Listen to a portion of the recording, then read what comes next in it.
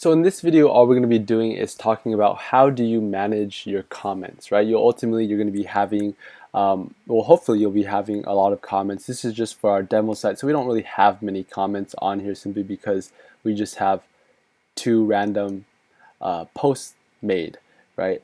And so what I want to show you is kind of twofold, is how do you actually reply or manage these comments, but also how do you effectively remove spam comments, right? But the first thing that I want to show you is actually, well, first, where do you find the comments? So in your dashboard, you'll see the comments right here. And depending on your settings, they'll either will wait for the comment to be approved before it actually is live, or it will, so we have 3 pending comments, or it'll automatically be approved or go straight into spam, depending on the settings, depending on the plugins that you use, right? So as you can see, these 3 that are marked, they're marked as spam comments, and so I'll show you kind of how to remove those later, or how you can effectively do what you need to do with them. And in another video, I actually do show you how to use a plugin called AccuracyMet, free plugin, to kind of limit the number of spam that you get, right? But the first thing we're going to do is just go into settings, and then we're going to go into discussion. And so in here, what we're going to be seeing is there's a lot of different, surprisingly, you would think that the comments are simply just comments and there's not much to them, but surprisingly, there's actually a lot of options in regards to the comments section of what we can potentially change. And so these are the default article settings. So there's a number of things that we can go through. We'll see what we can get through, how much time it'll take. So attempt to notify any blogs linked from the article. Not too necessary. Allow link notifications from other blogs. Sure, yeah, you can have these trackbacks, these pingbacks. They are beneficial, but they also can be a hindrance as well if you have too many at times. If, for example, they become spam, right? So you can you always can change these in the future if you find that you don't need them or you do need them later on. Allow people to post comments on new articles. Sure, yeah, why wouldn't you? Comment authors must fill out name and email. And if you recall, there's another video that I made about a different plugin that we're using called the MailChimp. I believe it's MailChimp email newsletter Lite, something along those lines, is that it allows users to be able to subscribe to your newsletter directly right after they post a comment.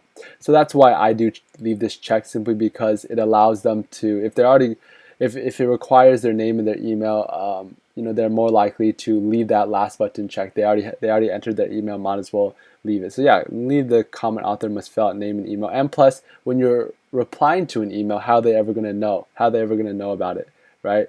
If there's no email to correspond to it.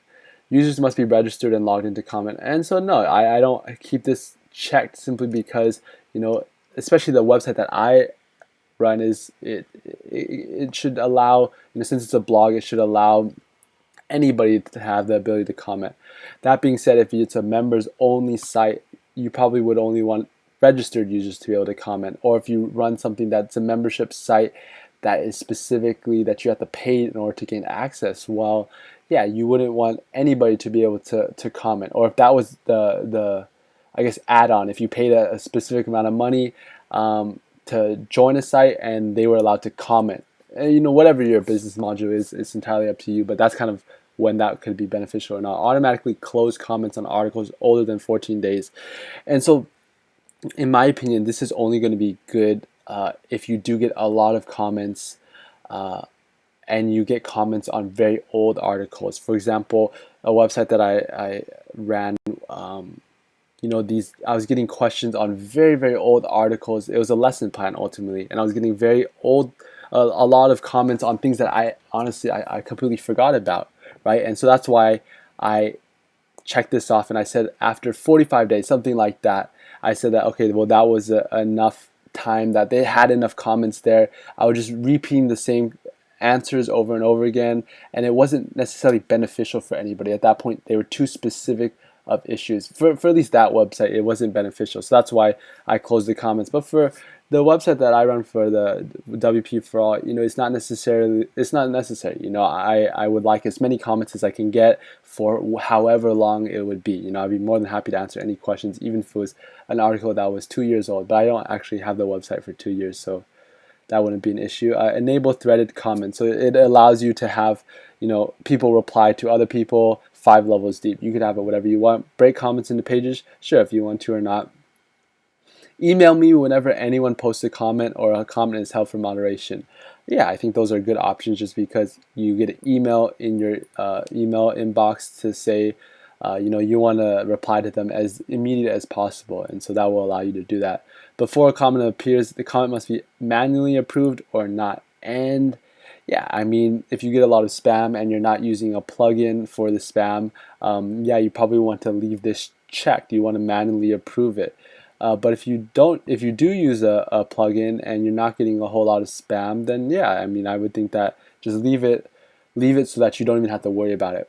Comment author must have previously approved comment. So no, I don't necessarily do that. You can have people in the blacklist, and so I'd actually never explain what the blacklist is. So you can imagine what the blacklist is that you can blacklist an IP address if there's an individual who, I don't know, I've never had to do this, but for example, maybe they are harassing somebody, or they are just being kind of rude, and you don't think that it's going to benefit your overall community of your website. You can put their IP address here, or their email or their name, whatever it is, and you can just blacklist it. Or if it contains any of the words, if it contains any word specifically, like for example a swear word or something that you don't, it depends on what your website is, maybe you don't want these things in there, then they'll blacklist the comment. It'll just not allow it to be showing up. And then so you can have the avatar, show an avatar, not show an avatar, and then what is your default avatar? And so this mystery man is one of them. It could be blank, it could be many of these. But we can actually, and I'll show you in a future video, how do you add default logo that you would want your users to use, right? And for me, I actually personally just like the mystery man, just because I've never really thought of a good way to, if I put a logo on it, for example, if I put my own logo for the default avatar, well then users may get confused. Well, is that me, or is that another commenter? Is it the person running the website, or the separate commenter? So that's why I just stick with the mystery man. It's kind of this convention, right? And yeah, I mean, I will show you in a future video, or if you have already watched it already, how to actually add a Gravatar to your personal profile. I think that would be most beneficial, and you can just save these changes. So yeah, it took quite a bit of time to actually go through the settings, but the other parts of the comments are actually fairly simple. So what we're going to go is into comments right here.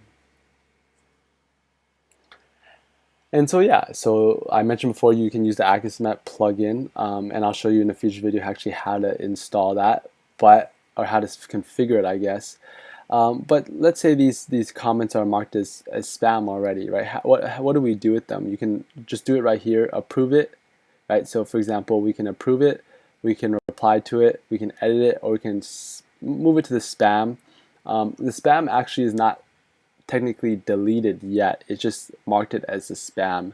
Or we can just trash it, and let's just say we want to trash it, right? And once it's in the trash, I believe just like post, you have to delete it permanently, right? Because when it's in the trash, it can still be restored, it can still be, or it has the option to be deleted. And I think after 15 days, the things in the trash are already deleted. But don't quote me on that one, because that may be specific if you use the Akismet plugin. So you can just delete it permanently and just click apply. But the next thing that I want to show you is actually, I guess, how do you reply to a comment? How do you reply to a comment? And there's a number of ways that you can actually reply to a comment. You can either reply to them directly on the website. So if, for example, if it's in a post, you can directly comment on that on that post directly, or you can just reply it right here, right? So you reply it right here. This kind of, it's simple, but the only problem is, do you remember what this post was about? For example, this one was, since it's a travel blog or travel test blog. It was about airplane deals, and you probably won't actually remember, or maybe you do. So then you can comment directly. If the comment was very clear, what they were saying, you can comment directly. That was easy. You can just say thanks and then reply to them, and then it'll just post the reply. Likewise, you can do something in mass. So bulk actions, you can unapprove all of them, mark as spam, or you can select them individually, things like that. It's fairly easy to use this comment system. It's similar to, I would say, how you would do a post.